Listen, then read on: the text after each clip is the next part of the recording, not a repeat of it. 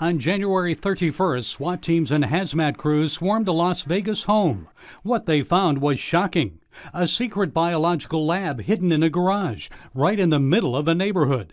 This lab was tied to the same Chinese national who was arrested back in 2023 for operating an illegal biolab in Reedley, California.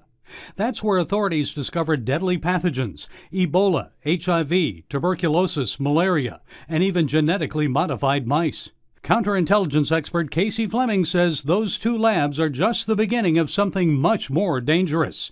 He believes Chinese biowarfare is no longer some far-off threat. The one in California was actually in a warehouse area, but this isn't a residential home, so it's less likely to be discovered.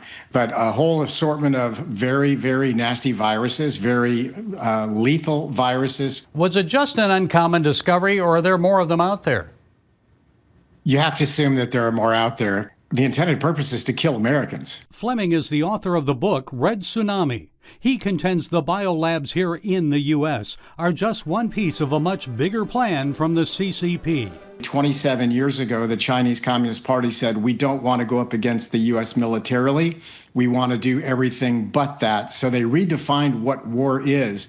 We think war is binary, and it involves our military, and that's not the way we can think anymore. This war is about every man, woman, and child being on the front lines to weaken the United States. Unconventional warfare, not just bombs and bullets, mites, fungi, even viruses, targeting our crops with the goal to wipe out America's harvest.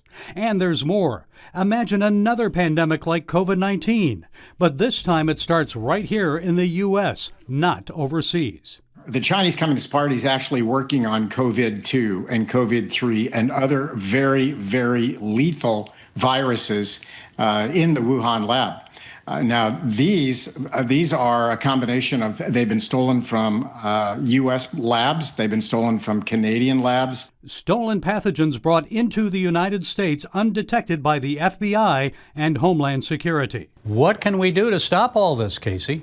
Number one, stop buying Chinese goods and services, period.